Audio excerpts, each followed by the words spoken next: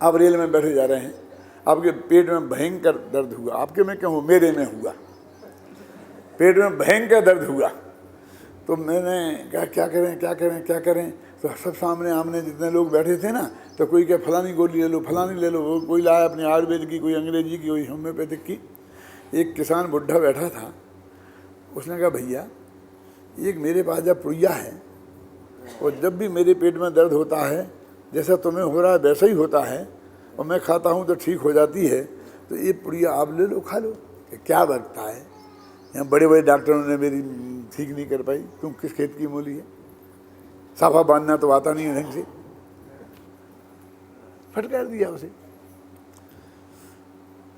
आधे घंटे बाद तड़प रहा था, तो फिर उसने कहा, निवेदन किया हाथ जोड़ के कि मैं इसका कोई पैसा नहीं लूंगा तुमसे, है ना, तुम खा लो, नहीं खाना, समझे ना।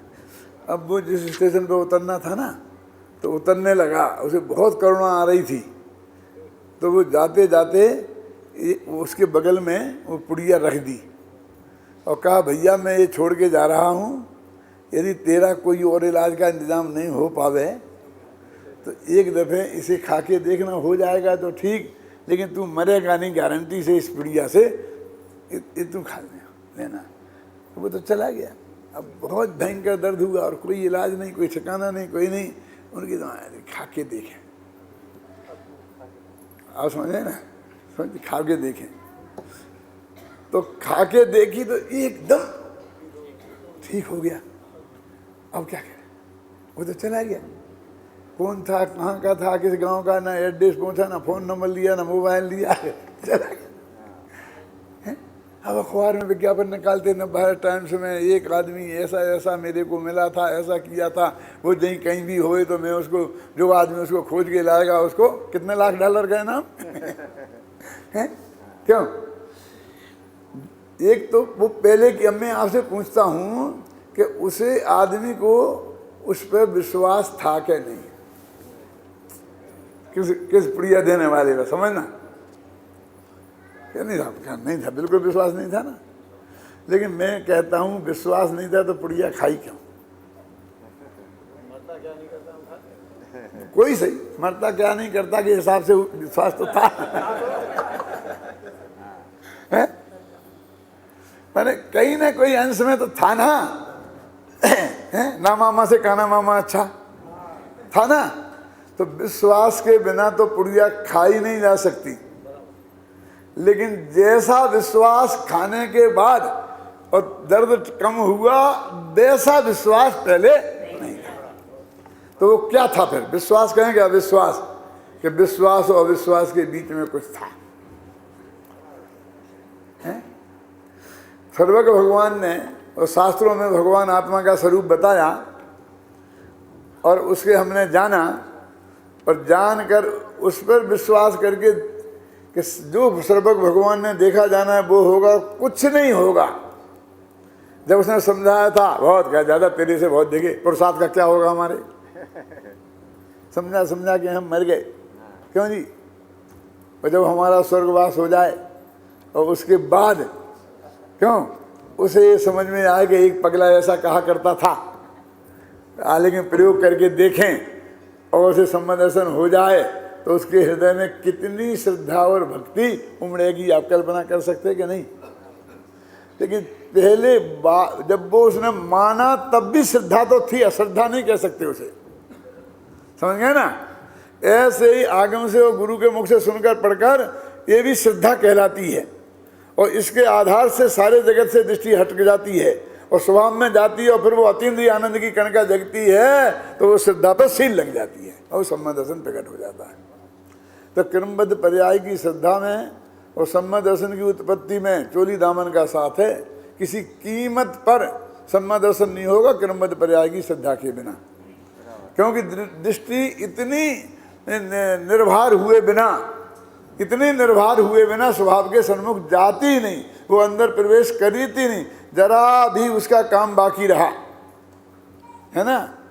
तो कौन कौन करेगा तुम्हें निश्चिंत?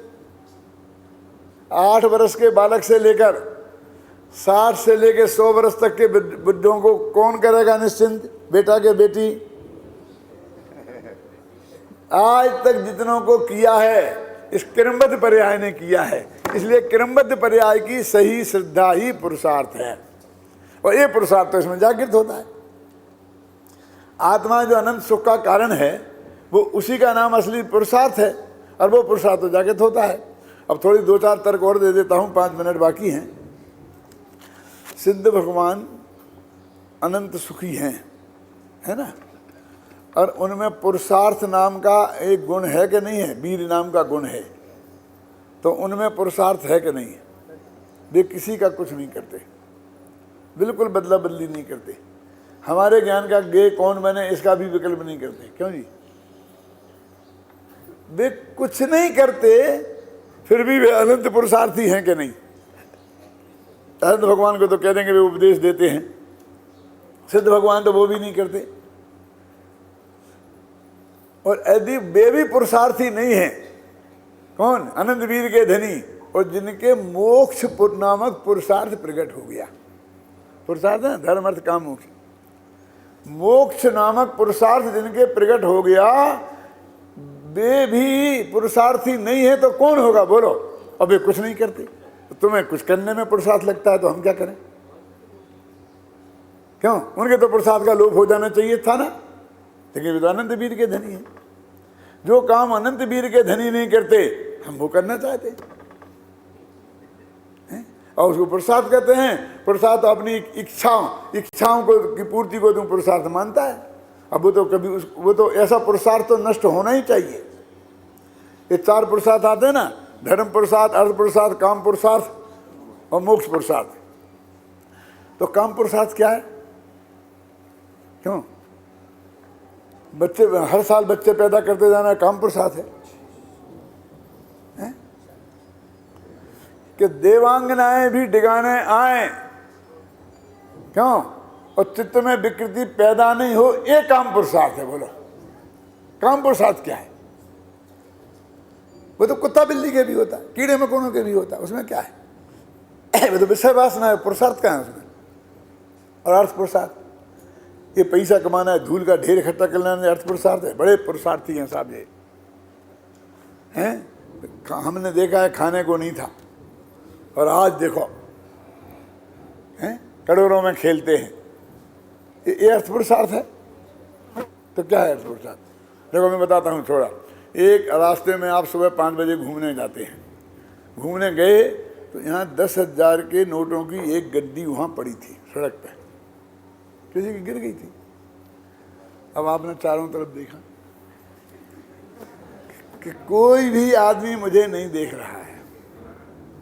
अब बोलो वो गड्डी को उठा लेना पुरुषार्थ है कि नहीं उठाना पुरुषार्थ है?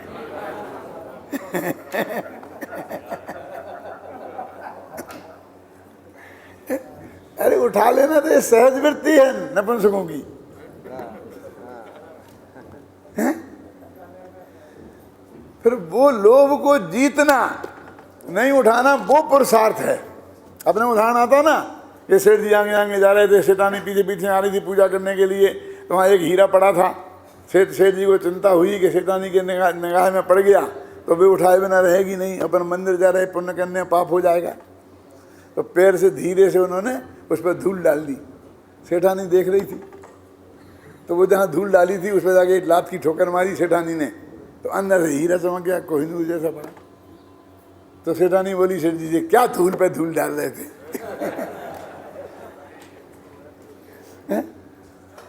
मेरा मतलब उस लोभ को जीतना पुरुषार्थ है, हैं? कि उसको ग्रहण कर लेना पुरुषार्थ है? बोलिए। लेकिन हमारी हालत तो ये है कि अकेले में 10,000 की गड्डी मिल जाए तो हमें पच जाती है। यदि 2-3 दोस्त साथ में हो तो फिर मिल बांट के पच जाती है।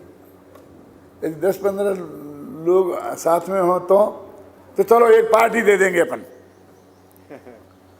फिर वो पार्टी दे के पच जाती है, हैं? क्यों? और यदि बहुत ही ज़्यादा लोग होंगे तो चलो अपन गुल्लक में डाल देते हैं, भगवान को पच जाती। जो किसी को नहीं पचे वो भगवान को पचता है। सच में कि मेरी बहुत पक्की मान्यता है कि मैं कहता हूँ भगवान को क्या जरूरत है, मंदिर को क्या जरूरत, थोड़ा कम रहेगा, उसे क्या लेना देना है? ये अन्याय का, चोरी का माल भगवान के यहाँ क्यों से डालते हो? जो है तुम्हारे पास शुद्ध सात्विक वो दो ना, न्याय की कमाई का, है ना? ये क्यों नहीं? भगवान को इसकी क्या जरूरत है? अगर तेने भगवान में थोड़ी काम आता बोलते नहीं कि हमारे ना शिविर को भी जरूरत नहीं है, शिविर थोड़ा कम रह जाएगा, हमारे शिवरार्थी थोड़ी मिठाई कम खाएंगे, सूखा सूखा खा लेंगे, लेकिन ऐसा नहीं चाहिए तुम्हारा हमें। जो किसी को ना पचे वो भगवान को पचे। तो कहने का अर्थ ये है कि ये जिनको हमने पुरुषार्थ मान रखा है वो पुरुषार्थ नहीं है, जो पुरुषार्थ है उसे हम जानते नहीं हैं। और जो पुरुषार्थ का लोप होने का आपको डर लगता है, उस पुरुषार्थ का तो लोप होना ही चाहिए, जितने जल्दी हो उतने अच्छा है। अब उसके बाद में आचार्य देव एक कलश लिखते हैं जिसमें वे अत्यंत भावुकता पूर्वक ये आपसे अपील करते हैं हम सब से कि तुम देह के साथ के एकत्व का मोह अति शीघ्र छोड़ दो। ये उनकी अपील है, अपील का हेडिंग है कि देह के साथ का एकत्व का मोह तुम तत्काल छोड़ दो। देखो कलश पढ़ते हैं पहले। अयि कथमपि मृत्वा तत्व को तूहलीसन्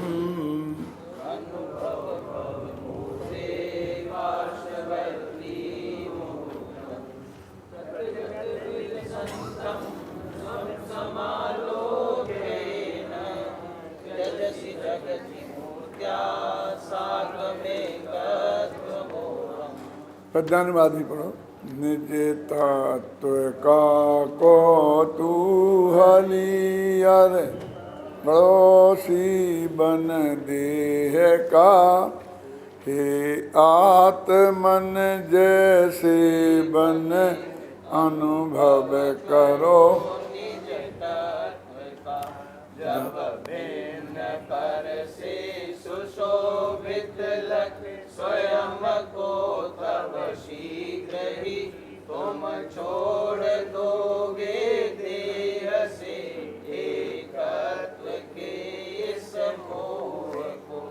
देखिए 22, 23, 24, 25 जो गाथाएं हैं, खासकर दो ग्रुप हैं, 3-3 के ना, एक तो 23 से 25 और एक 21, 22, 23। इन गाथाओं में बहुत स्पष्ट शब्दों में लिखा है कि सभी सचित्त द्रव्य, अचित्त द्रव्य, मिश्र द्रव्य, माने कोई एक देह की बात नहीं, अकेले देह से एकत्व को छोड़ना है।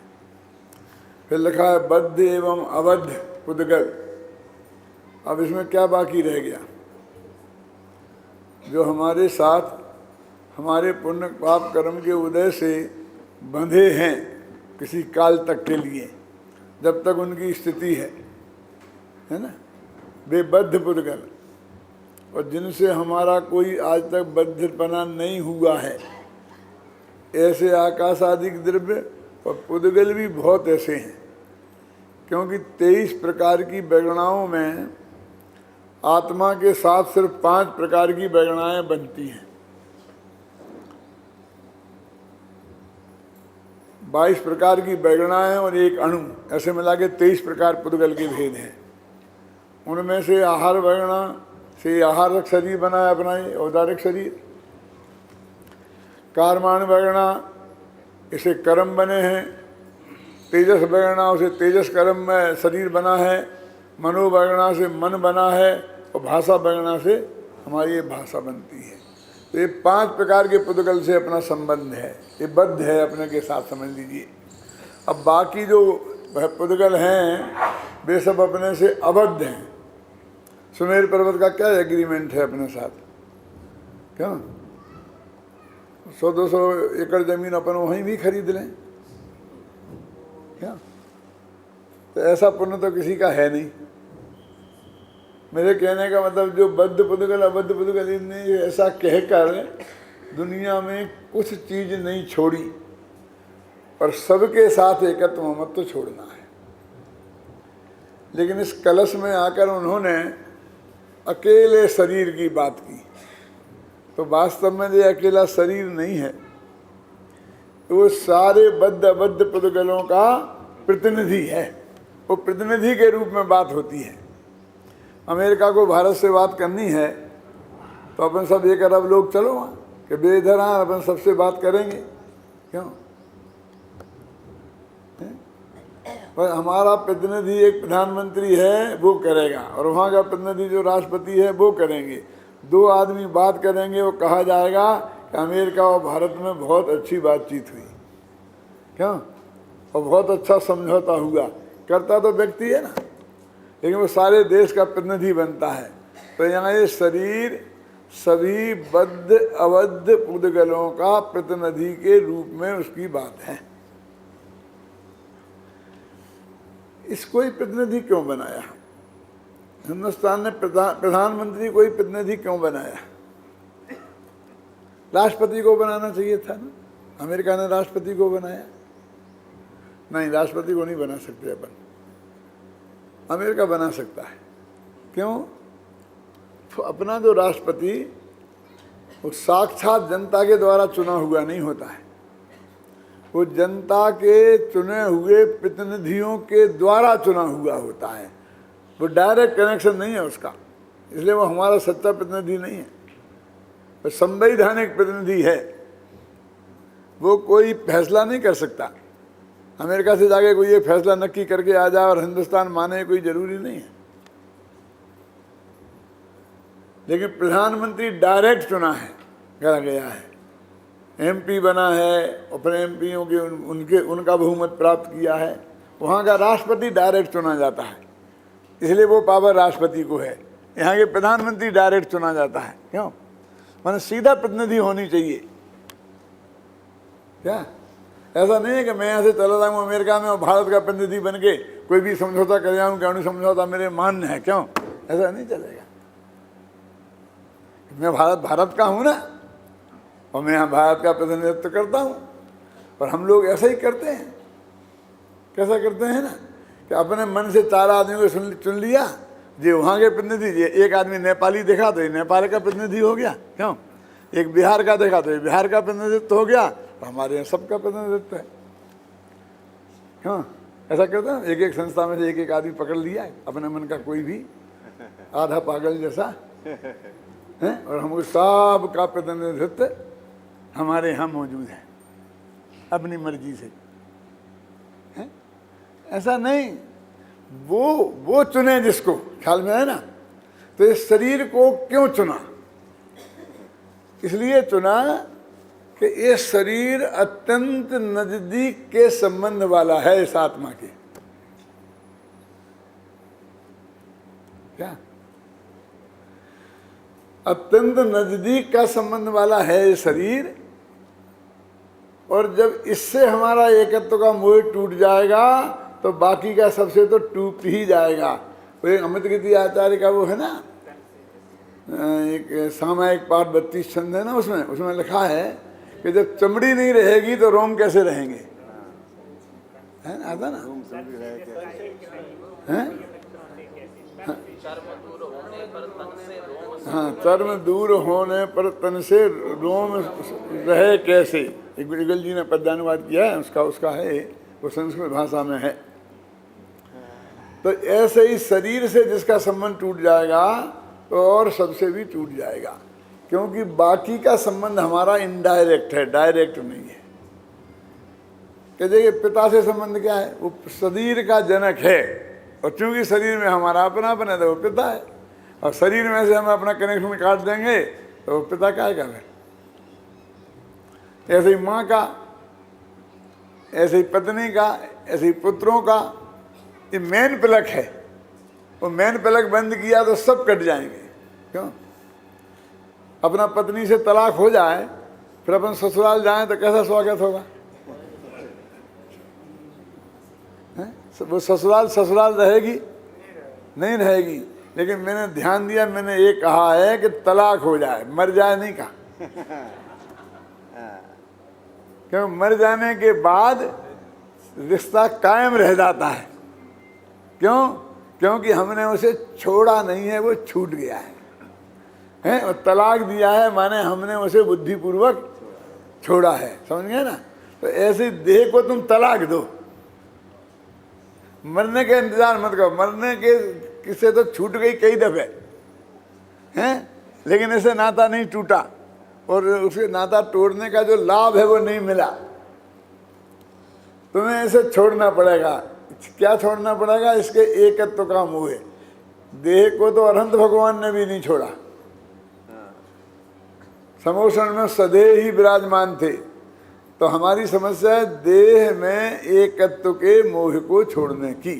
मैंने पहले ही वाक्य कहा था ना, देखो अपना जो कलश है ना, उसमें लिखा मूर्त्या साकम एकत्व मेहम जगति तेजसी। मूर्त्या माने मूर्तिक शरीर, इसका साकम माने साथ का, एकत्व का मोह है, जगति माने अति जल्दी शीघ्र। अरे बुंदेलखंड में झट्टा ही बोला था, ये जगति से ही बना है,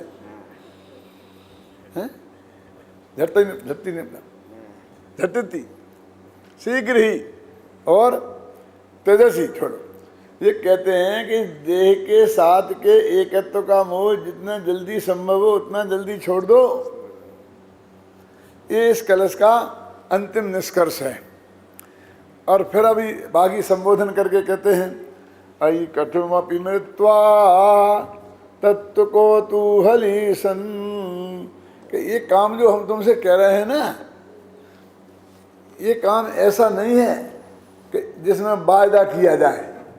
वायदे में फायदा नहीं है, कहाँ करेंगे, जरूर करेंगे, सोचेंगे, विचार करेंगे, अपनी कमेटी में रखेंगे, ऐसा नहीं है। इसमें कोई कमेटी फमेटी नहीं है। तो अपने मकान के बारे में निर्णय करो तो अपने घर की कमेटी में निर्णय कर लेना, संस्था में करो तो संस्था के ट्रस्ट में कर लेना, लेकिन यहाँ तो तुम्हें अपने बारे में करना है। यहाँ किसकी कमेटी, कौन कमेटी? हमारे गुरुजी मक्खन लाल जी थे, मोहना विद्यालय में हम पढ़ते थे ना, तो उनके बड़े भाई थे, बड़े माने बीच के थे, बड़े तो और दूसरे थे, उनका नाम था पंडित नंदलाल। तो उन्होंने शांति सागर महाराज के पास वो गए और वहाँ दीक्षा लेने का नक्की कर लिया, ले ही ली दीक्षा क्या, और उनका नाम रखा गया सुधर्म सागर। अब तो सब स्वर्गवास हो गए सबके, 50-50 साल पहले। तो हमारे गुरुजी गए वहाँ, जब उनका दीक्षा समारोह हो रहा था तब, तो उन्होंने कहा भाई साहब एक दफे हमसे पूछ तो लेते हैं, हमसे पूछ तो लेते। मैंने कहा क्या पूछना था, मेरे तेरा संपत्ति थोड़ी चाहिए थी बंटवारा, मैं तो छोड़ी है, छोड़ने के लिए क्या पूछना, क्यों? मैं कोई कब्जा करता है संपत्ति पे, घर की पे, तो जरूर पूछता। तो नहीं, वो तो ठीक है, लेकिन मैं तो ये कह रहा हूँ कि पूछ लेते कि मैं दीक्षा ले रहा हूँ, तो इसमें क्या बिगड़ता है था। तो उन्होंने कहा अच्छा बताओ, अब पूछता हूँ तुम्हारा क्या जवाब है। यदि तुम्हारा जवाब ये है कि तुम्हारी समझ सोई समझ हमारी, हमें निरुपद क्यों किया, कि जरूर जरूर ले लो, तो फिर मैंने तुम्हारी इच्छा के अनुकूल ही काम किया, उलझना किस बात का, समझिए ना। और यदि तुम मना करना चाहते हो तो मैं तुम्हारी बात मानने वाला नहीं था, क्या है ना, तो पूछ के क्या करता, समझे ना।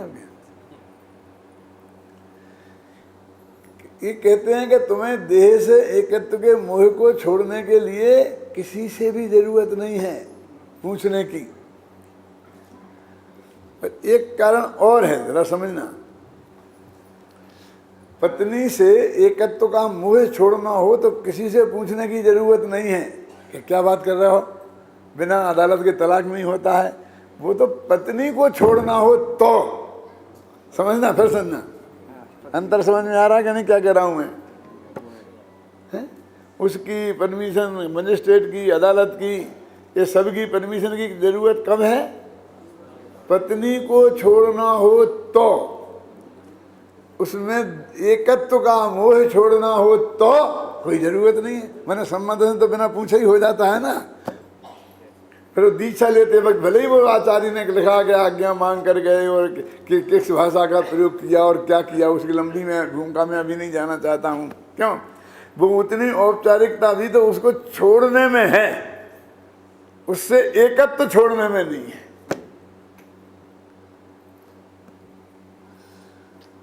इस देह से एकत्व छोड़ने का निर्णय ही एक ऐसा निर्णय है कि तू किसी से भी बंधा नहीं है, क्योंकि ये निर्णय सामूहिक निर्णय नहीं है। ये निर्णय दो लोगों को प्रभावित करने वाला निर्णय नहीं है। जिस निर्णय में हमारे अलावा दूसरे लोग प्रभावित होते हैं, ख्याल में है ना, तो उन्हें पूछना जरूरी होता है।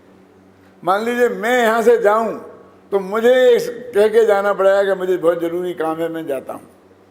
और आप में से कोई भी जाना चाहे, पूछें तो बहुत सज्जनता है, और नहीं पूछें तो क्यों? कोई ये पूछने वाला नहीं है कि तुमने पूछा क्यों नहीं। क्यों? क्योंकि आपके जाने से यहाँ के कोई कार्यक्रम में अंतर नहीं पड़ता। आप माने ओनली वन, समझिए ना। तो उसमें आप आजाद हैं कि नहीं? बोलो आप अच्छे कि हम अच्छे? क्या बात करते हो? देखो आपने कहा तो हजारों लोगों ने मनाया, सब खड़े हो गए कि साहब हम तो किसी कीमत पर जाने नहीं देंगे। क्यों हैं?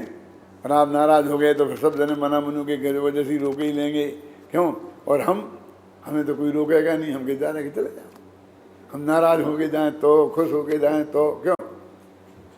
लेकिन आजाद तो तुम ज्यादा हो भाई, जाने में आजाद कौन ज्यादा है? दिक्कत ये है कि हमने पराधीनता को अच्छा मान रखा है। क्यों? हमें लोग रोकें, हमारा रास्ता लोग रोकें, हमने इसको अच्छा मान रखा है। और हमारी हालत तो ऐसी है कि एक भैंस का पांडा होता है ना, तो घर से एक बहू नाराज होके भागी, घर वालों ने बहुत रोका लेकिन नहीं रुकी। फिर जब वह देहरी के बाहर भागने लगी तो कहा देख, देहरी का लंघन मत करना, देहरी लांग गई तो इसके द्वारा फिर इसके अंदर प्रवेश नहीं कर सकती, सोच समझ के जाना। लेकिन उस वक्त तो गुस्से में थी, चली गई। सोच रही थी कि लोग आएंगे पीछे पीछे दौड़े दौड़े मनाएंगे, लेकिन वे तो सब छत्री थे। कोई आया नहीं, अकड़ के बैठ के रह गया। अब वो थोड़ी दूर गई और समझ में नहीं आया क्या करें क्या करें, क्योंकि अब तो घर छोड़ने के जो दुख होते वो सब उसके ध्यान में आने लग गए। कैसा आज ठंडी पड़ी तो वहाँ से एक उनकी गाय का भैंस का बच्चा था, पाड़ा बोलते ना उसे, हैं? पाड़ा, अरे आप काफ माफ क्या, पाड़ा हिंदुस्तानियों को काफ समझाऊंगा। ये पाड़ा आ रहा था तो उसकी पूंछ पकड़ ली और बोले कि भैंसा जी के पांड्या जी मानत काहे नाही जी, मारवाड़ी थे ना, कि गाय को भी जी लगा के बोलते हैं, गाय जी, बैल जी।